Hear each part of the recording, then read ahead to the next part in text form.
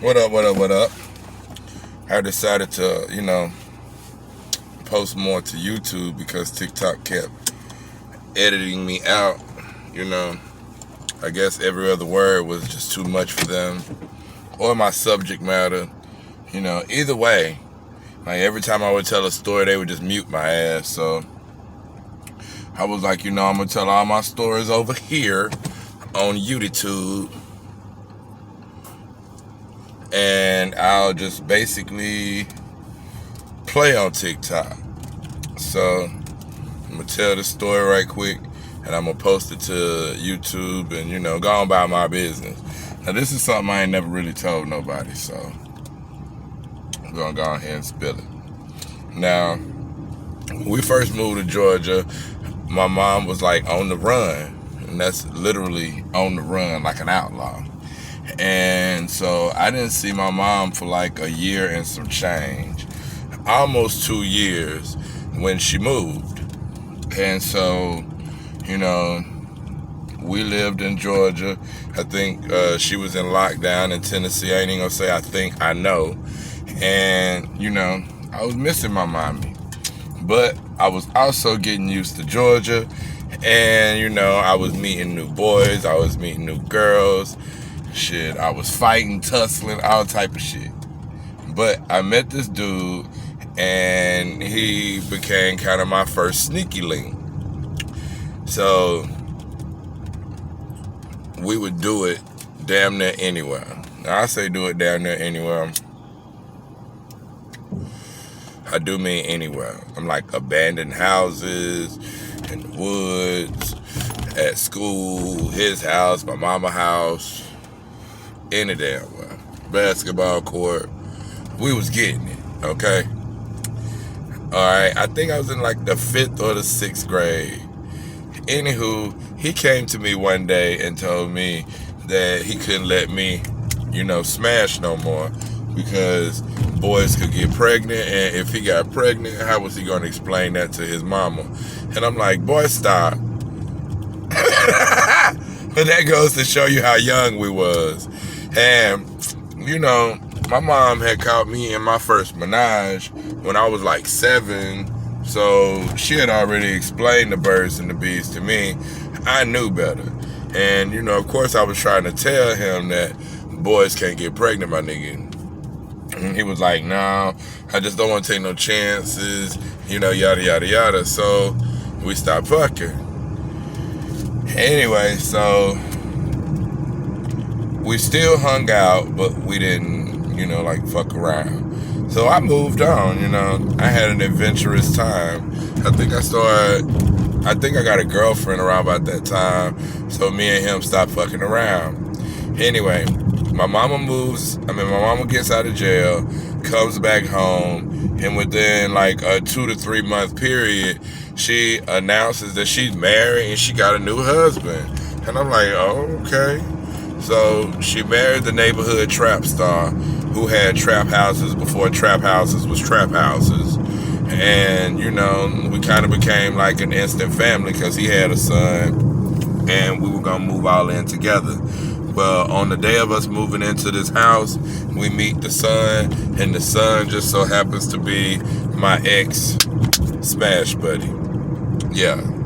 So my ex smash buddy is now my stepbrother.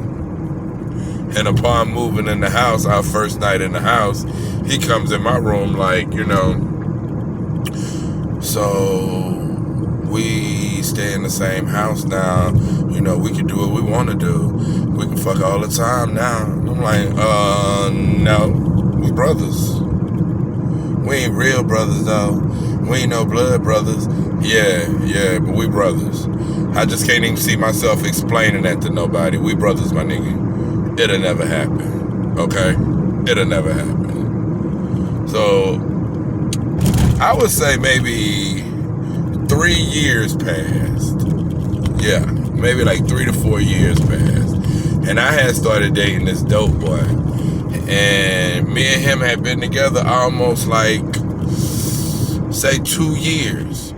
And he caught a case. And he went to jail for like maybe 3 years. Well, he got sentenced to 3 years. Let's say that. And whenever the judge sentenced him to 3 years, I'm like, shit, I'm single. The judge broke us up. I am not one of those like 4-page letter writing ass motherfuckers. That is not me. You know what I'm saying? I can do 30 days. I can even do 60 to 90. Okay? But 3 years is something I can't do. Anyway, he got the 3 years. You know, I goes back to doing me because at the time I was single. And, you know, I had 2 sugar daddies on deck. One was like supplying me with money and clothes. The other one had bought me a car and was supplying me. And bitch, I ain't had no car. I ain't had no license. I was maybe like 15, 16. And both of these motherfuckers was grown enough to know I wasn't no goddamn 18. But, you know, pedophiles that act like they don't know how old you are. When in actuality, they know how old you are. They just glad you ain't telling nobody. Anyway, so the one that was supplying me with the clothes came and picked me up one night. And I was sitting on the porch talking to my stepbrother. And he says to me, you gonna cheat on your boyfriend while he in jail? And I'm like, how you know I got a boyfriend? Because, you know, that was something I just kept to myself. Like, I didn't ever tell people who I was fucking. Like, that was my business, okay? So when he asked me, it was like a complete shock. Like, how the fuck you know that?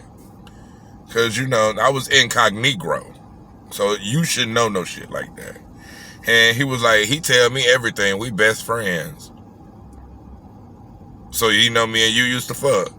Now he don't know that. Well, you don't tell him everything. So anywho.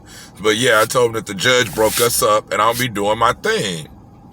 Well, when he saw the dude pass by and I hopped off the porch, he said, I know you ain't getting in the car with that old ass man.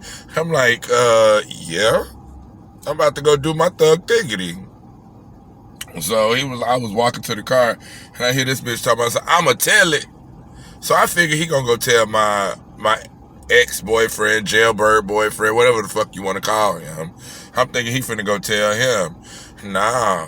When I got home, I snuck into my room, threw my clothes in the bedroom, and put them in the closet, and the light came on. And my mom was like, I know you wasn't in the car with that old ass man. I know you wasn't in the car with that old ass man. Your brother told me. Your brother told me he saw you get in that car. What was you doing? I was like, I can't believe this bitch done told my mama. So my mama says, where you get the motherfucking clothes from? I was like, he gave them to me. She said, what you have to do for the motherfucking clothes? I was like, I ain't have to do nothing. Yes, you did. Yes, you did. What you have to do to get the motherfucking clothes? And I said, well, you know, he gave me head. She said, okay. Okay. Let me smell your dick.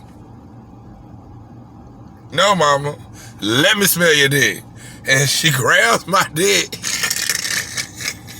and reaches in and grabs it and smells it. You been fucking. And punch me in my chest. I ain't raising no goddamn prostitutes.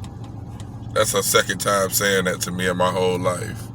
Well, actually, that was her first time saying I ain't raising no goddamn prostitutes. Needless to say, my whole little zone changed right there. He blew up my motherfucking spot. And ever so often, periodically, he would press me to try and fuck. Bitch, we arch enemies now. You a snitch. You work for the state. No dick for you. No dick for you.